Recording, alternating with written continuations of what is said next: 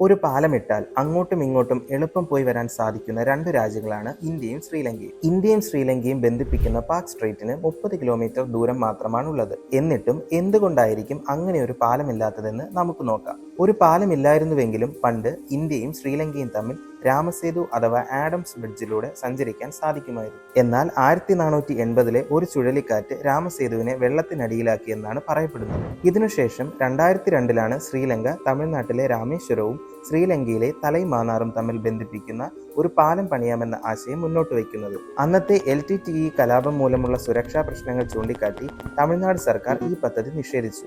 മാത്രമല്ല, വളരെ എക്കോളജിക്കലി സെൻസിറ്റീവായ ഈ സ്ഥലത്ത് ഒരു പാലം പണിയുന്നത് സമുദ്രത്തിന്റെ ആവാസ വ്യവസ്ഥയ്ക്ക് കാര്യമായ ദോഷമുണ്ടാക്കാനും സാധ്യതയുണ്ടെന്ന് വിലയിരുത്തി. 2023 ഇവിടെ ഒരു പാലം പണിയുന്നതിനെ കുറിച്ചുള്ള വിശദമായ പഠനം നടത്താൻ ഇന്ത്യയും ശ്രീലങ്കയും കരാറിൽ ഒപ്പുവെച്ചു. എങ്കിലും കാര്യമായ പുരോഗതി ഒന്നും ഇതുവരെ ഉണ്ടായിട്ടില്ല. ഇങ്ങനെ ഒരു പാലം സാധ്യമായാൽ കണക്ടിവിറ്റി, ടൂറിസം, എനർജി തുടങ്ങിയ മേഖലകളിലെല്ലാം ഇരു രാജ്യങ്ങൾക്കും നേട്ടമുണ്ടാക്കാൻ സാധിക്കും. എന്നാൽ സുരക്ഷാ പ്രശ്നങ്ങളും പാരിസ്ഥിതിക ആശങ്കകളും ഈ ഒരു പാലം എന്നത് ഇന്നും സ്വപ്നമായി തന്നെ നിലനിൽക്കുന്നു.